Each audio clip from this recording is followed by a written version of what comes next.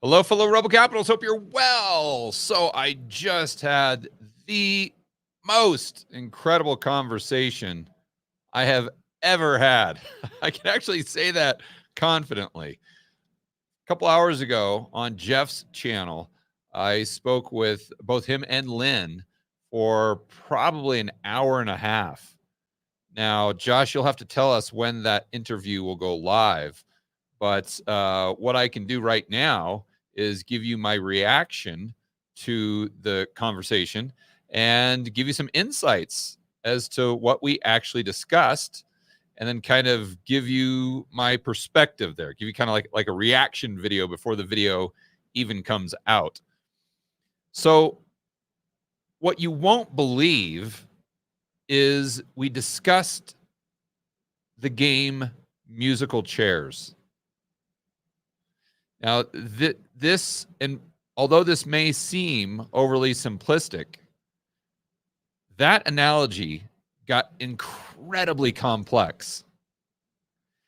And one of the main reasons I want to bring this up to you guys first is because I think this gives us a fantastic way to describe the monetary system in a way that anybody can understand. And it's not just fractional reserve banking, right? That might be the obvious. Yeah, oh, George, I get it. Musical chairs, fractional reserve. There's only $10 and there's $100. No. That's not what I'm talking about here. Let's go over to just a little visual.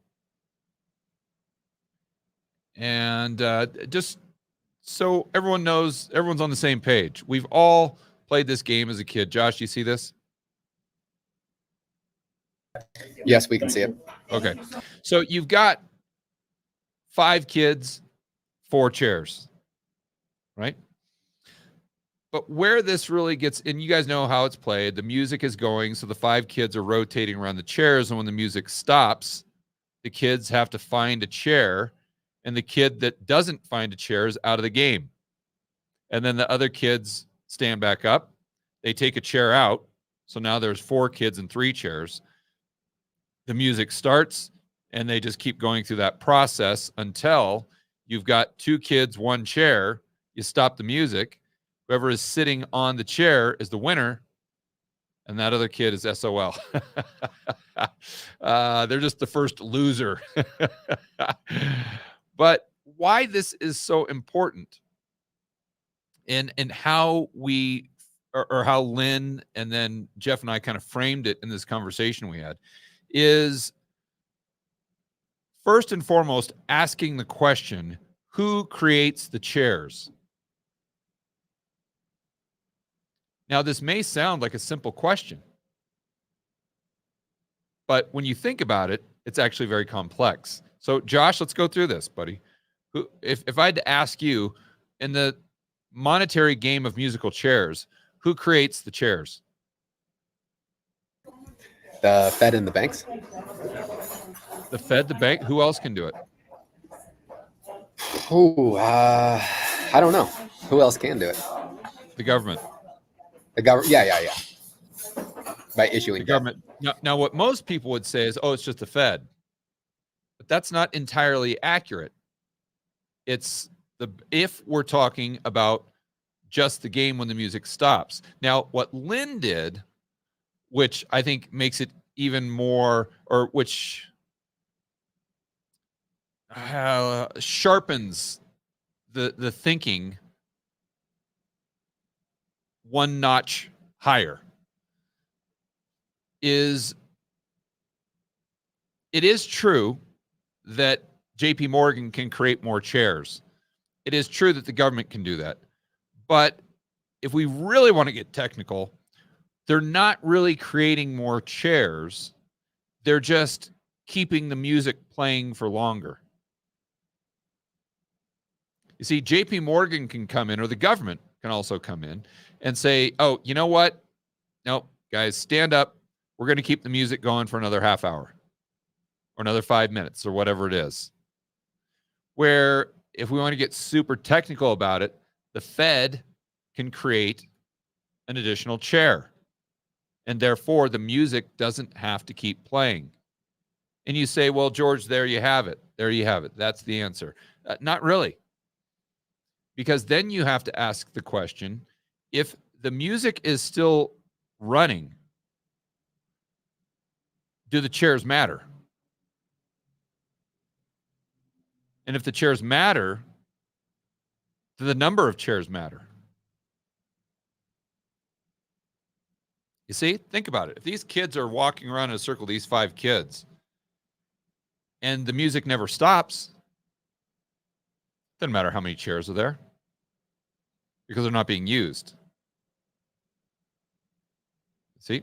So the 3 main questions that we have to ask, which seem very simple to answer, but are actually incredibly complex, are who creates the chairs? Are the chairs necessary when the music is playing? And who determines when the music stops and when it starts playing again? So let's just try to figure out the middle question. Why is that important? Because this is going to tell you if QE matters. Not if additional bank reserves are bailing out matters, because that's once the music stopped. When the music is actually playing, does the number of bank reserves matter? One example that we used specifically in our conversation was QE2. I said, did QE2 do anything? It wasn't a crisis situation. So did it give the banks the ability to do this or that or whatever? And we didn't really come to a specific agreement there. But one thing that we all see in a similar way is it, at the very least, had a psychological impact. So if the music is playing, if you add another chair, it's really not doing anything. But what it is potentially doing from a psychological standpoint is saying, hey, kids, or hey, banks, go ahead and take more risks. Go ahead and take more risks than you otherwise would have. Because this is a symbol of our intent. The fact that we added another chair, so now there's 5 instead of 4, this is a symbol of our intent. So go ahead and take more risks, even though the kids didn't need the chairs because the music is still playing. You see how cool, like this analogy, how cool this analogy actually is, because it can go so many different directions, and it leads you to ask so many more questions, and each question is more complex than the one prior. So if you are describing the monetary system to your friends, I would describe it this exact same way. The exact same way. Now, what I would be very curious as to what your guys' conclusions would be based on those 3 main questions that I asked. Who creates the chairs? Do the chairs matter when the music's playing? And who determines when the music stops or starts? See? Now, looking at this, let me now give you guys some other details on what we discussed. One thing that's very important is we all need to understand what each other is saying. And one of the complexities with macroeconomics is there is no one universal language. And throughout the hour and a half that we were talking, I actually, a couple times, I didn't actually do timeout, but I figuratively had to do this timeout where I said, guys, we're doing it again. We're absolutely doing it again. Meaning that Jeff is using a completely different definition or using a phrase in a way that where Lynn is using that same phrase, but meaning something entirely different. Right. So one of the examples I'll give you at the beginning of the interview, which I think all of you will find just as fascinating as I did, is people look at Lynn and Jeff, and they're often seen as people who have opposing views, to the point where podcasters will want to talk to them and get them to debate and, all these things. And I remember the last time they did Peter McCormick's podcast, and he just asked him very first question: does the Fed print money? Lynn says yes. Jeff says no. Oh, my goodness gracious! Look at that. They disagree. But if you get down into the nitty gritty, they actually agree.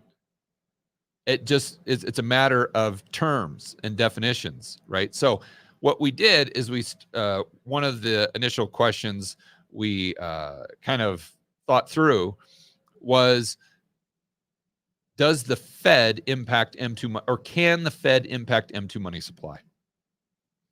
So Lynn's position obviously is yes, but then when you ask Jeff that more specific question, he says, yeah, absolutely. And then Jeff will sit there and say, well, the Fed's balance sheet doesn't matter. And I'll say, hey, the level of bank reserves don't matter.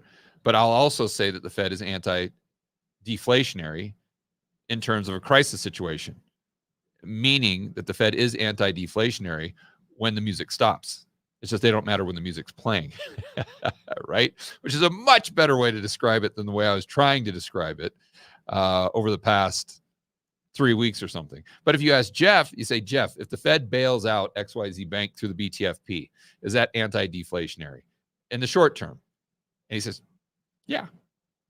Now, he's got a very interesting view because he says in the short term, it may be anti-deflationary, but in the long run, it actually isn't. And what he used as an example, he said, if you were to just let the banks go bust in 2008, it would have been a disaster, that's for sure. But we would have rebuilt on a more solid foundation. And therefore, maybe not just inflation, but growth would have been higher than we otherwise would have seen. So where they were kind of talking past one another there is Lynn was saying, okay, in 2009, Q2, Q3, we had 2% deflation. So she's like, if the Fed would not have come in and saved the day, that deflation would have been a lot lower. So therefore, the Fed's bank reserves were anti-deflationary. But Jeff would say, well, maybe, but that doesn't really matter because what happens is we were growing at this trend and the Fed came in and sure, they bailed everything out, but that didn't fix anything. And it didn't fix anything because although we might have not had a complete deflationary collapse, we're still let's just say we're flatlining, and therefore we're not growing at the trend we were. And by a technical definition, that is still an economic depression. A depression doesn't mean just negative GDP. It's actually below trend. Rickards points that out all the time. So, and that's just, sure, the Fed can come in and do these anti-deflationary things, but that doesn't fix the problem. It's the problem remains that the growth rate, or literally the standard of living for everybody, is going to continue to decline. That's why those things matter, because the average Joe and Jane sits back and listens to, Jeff and Lynn go back and forth, and they're like, this is all nonsense. They're speaking Chinese, first of all. I don't even know what they're saying.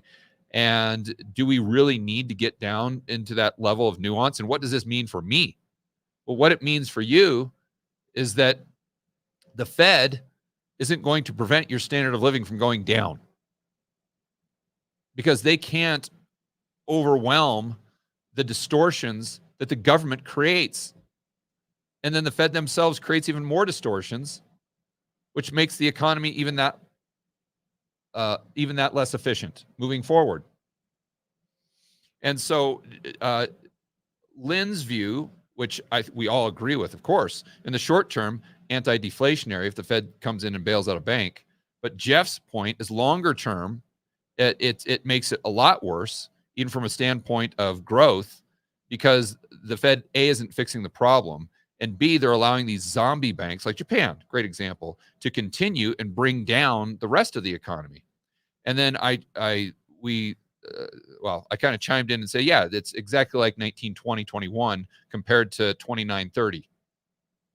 So if you guys know the way that worked out, right after the Spanish flu, we had a massive depression in the United States, but no one ever talks about it. And why? I mean, the unemployment rate in 1920, 21 got down lower than the worst point in the Great Depression of 1930s. But no one ever discusses it. Why? Because it was a proper V-shaped recovery. The government did nothing. They just, you screwed up? All right, bye-bye. You're bust. And in fact, I think if anything, they actually raised rates and they reduced government spending during this time. So they did the opposite of the Keynesian approach. And Jeff was saying that he believes that if the Fed would have taken the same approach in 2008, that in the short term, yes, we would have absolutely had more deflation, or it would have been worse. The economic recession or depression would have been worse. But longer term, we would have come out of that. And the growth rate, if you zoom out over a 20-year period, would have been even higher. Therefore, the standard of living for the average Joe would have been higher as well. So that's where you've got to get into that nuance, right? It's not just what Jeff is saying is not just, oh, the Fed doesn't matter. It's, oh, the Fed can't fix anything. As far as the delta between long-term trend or what the potential growth of the economy is and what it actually does. And I think a couple charts that would really back him up on that are the growth rate of bank credit within the system before and after quantitative easing. Because everyone thinks, not everyone, but so many people think that, oh my gosh, well, when the Fed came out and did all this quantitative easing, it just gave the banks all this balance sheet capacity where they could just go out and lend. And then they just decide to lend into the financial economy. And that's what makes stocks go higher. But that's completely ignoring history. Because when you look at history, I might even have the charts pulled up here. Oh, here we go. Yeah, I do. So Josh, shoot, let's do the screen share. And I've got bank credit. So and keep in mind, this is not a log chart, guys, because if this was a log chart, it would be blatantly obvious that if we just look at, just say, 1995 to 2007, the amount of bank credit in the system went up at a much faster rate than from 2010, call it, to 2019. Well, how is this possible? Well, the one point that this makes is that the number of chairs when the music is still playing, it doesn't matter. It doesn't matter. Because with no reserves in the system, or no chairs, the banks created more loans. They saw more opportunity for risk reward, most likely, because the economy, they saw opportunities within the economy, not just the financial economy, the real economy. Now, you could argue right here, which I totally agree, that one of the main opportunities they saw was in the housing market. and that led to a massive bubble. That is true. That is very, very true. But the concept is still the same. They did this with no reserves in the system, right? So then you look at we could just do real GDP growth, and you would see the exact same trend, that we are growing at a very fast clip, or a much faster clip. And that then if you were to keep the trend line going, if you follow my arrow, I'm just doing a hypothetical chart for you here, you would see that GDP would grow like this. And the gap, the delta, became more and more pronounced, right? To the point where I think today, what is the GDP? What are we at? 30 trillion or something like that. That if you would have maintained the trend that we had prior to QE, GDP right now, like nominal GDP, would be like 40 trillion. I mean, just an astronomical number, which would most like, and I know GDP isn't a perfect measurement, but that would most likely mean that the poor and middle class would have had a better standard of living. There's a lot of things that you can draw from that, but that would be one that would be right on the top of my list. So then getting back to another thing that we discussed, which you guys will really enjoy, is the trade-offs between money elasticity. And this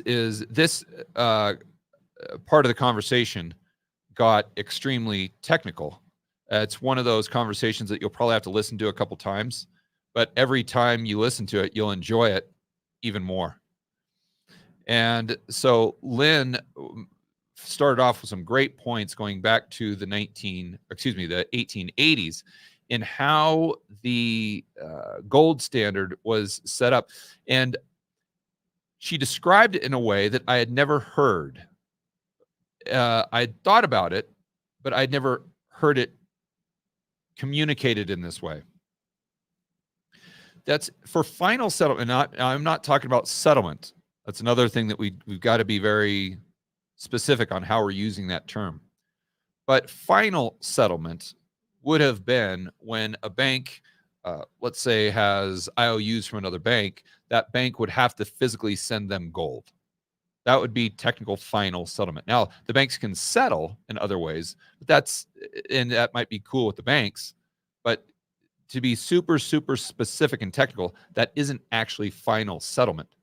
So what you had is you had all of these technological advancements, like I forgot what she was, the telegraph, I remember, was one.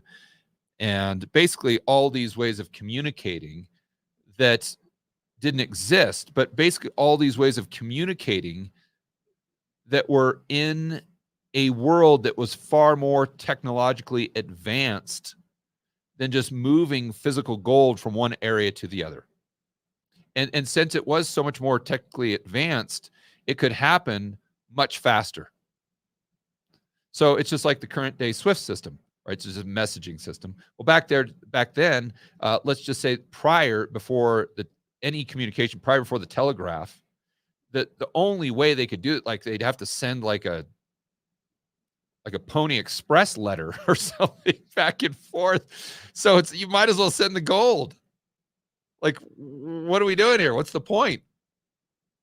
But when you get to the telegraph, where you can just basically SWIFT, send a message back and forth from bank to bank, or maybe in this case, goldsmith to goldsmith, now all of a sudden you get this instantly. You're like, oh yeah, we can just send messages back and forth. Well, that's way faster than than transferring gold was, but a letter wasn't that much faster at all. You see, so what this did is it incentivized, when you look at a standpoint of risk reward, it incentivized these entities to settle in ways that were just simply on their own ledgers, without the actual final settlement of the gold itself, because it was cumbersome.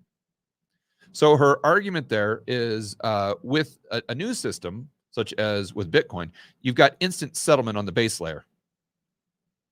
And therefore, there won't be the incentive, or as much of an incentive,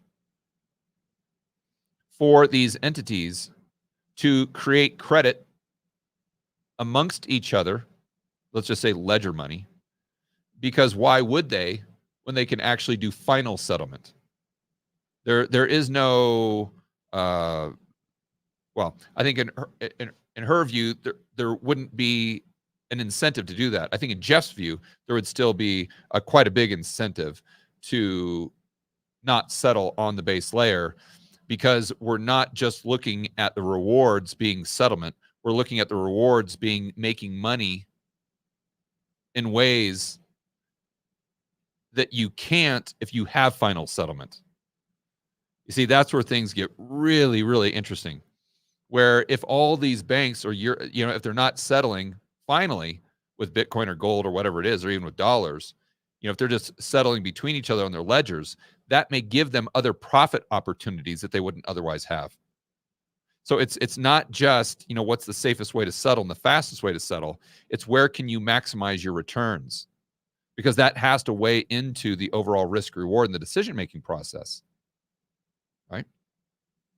And then one of Jeff's points, which was great, is that, look, if you would not have had this elasticity of money, and he points out several times in U.S. history that you likely would not have had the growth. And even though you might have a bigger boom and bust cycle, on net balance, society at large is going to be far better off. And Lynn had a great counterpoint where she said, maybe, but let's also remember that if you've got that growth period, let's say between, as I say, a 20-year period, then a lot of that growth might not be due to the increase in the money supply, but it might be that increase in money supply is drawing demand forward. So let's just say that this is a period between 1900 and 19, or maybe better, 1910 and 1930, or let's just say the 1920s. That's probably the best example. I think it's one that we used in the conversation. So you have all this credit creation, and that's bringing demand forward from the 1930s.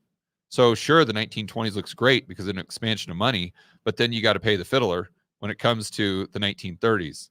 But then Jeff would say, well, the 1930s didn't have to be like the 1930s. They could have been just like 1920 to 1921. So bottom line here, guys, is this is a conversation that you are not going to want to miss. I mean, as we were talking back and forth, I was just grinning from ear to ear because I was having so much fun. And the way we set it up is not as an interview. At the very beginning, we basically said, look, let's just pretend we're all at dinner and there's no camera, and let's just hash things out. Let's just talk about this. Let's just discuss it as we would if no one was listening. And that's where the magic happens. Let me tell you. So, Josh, when are they going to be able to listen to this interview? Probably Sunday. I'm not sure. Possibly Sunday. Sunday. I'm fairly confident they'll be able to by Sunday. Okay, so they'll be able to hear that on Jeff's podcast or on his YouTube channel? Yeah. Okay. Awesome, guys. On that note, enjoy the rest of your weekend. As always, make sure that you're standing up for freedom, liberty, free market capitalism. Josh, do you have my Rebel Capitalist Live pitch queued up? There you go. George, I'll hand it over to you. The non-baseball cap, George. We'll see you guys on the next video. What are you going to do if the states split due to what's happening at the border? Or maybe we have this debt crisis. Or maybe we just have a recession. What are you going to do? Now, you may say to yourself, George, I got this one covered. I got my gold, silver, Bitcoin. I got my treasuries. I got my stocks. I'm good to go. Really? How did that work out for you back in 2020 when the government locked you in a cage? You see, my point is we definitely have to prioritize our financial future. We have to survive whatever is coming our way in 2024. And I can assure you, it's going to be very tumultuous and very volatile. I always say the bigger the crisis, the bigger the opportunity. How do you do that? You've got to get educated. You've got to surround yourself by like-minded people. And there's no better place to do that than at Rebel Capitalist Live. That's the conference I have. It's coming up. We're going to be showing you what we are doing with our own portfolios. And more importantly, what we're doing in our own lives. You're going to be able to take these strategies and implement them in your own life. All of this is going to be completely actionable. In my opinion, this is one of the best ways to create the future you want. Take the bull by the horns. Don't leave it up to someone else. Don't leave it up to the government. This is your job to make sure that you're doing everything you can to build the life you want to live, not only for yourself, but for your family. You can get your tickets right now at rebelcapitalistlive.com.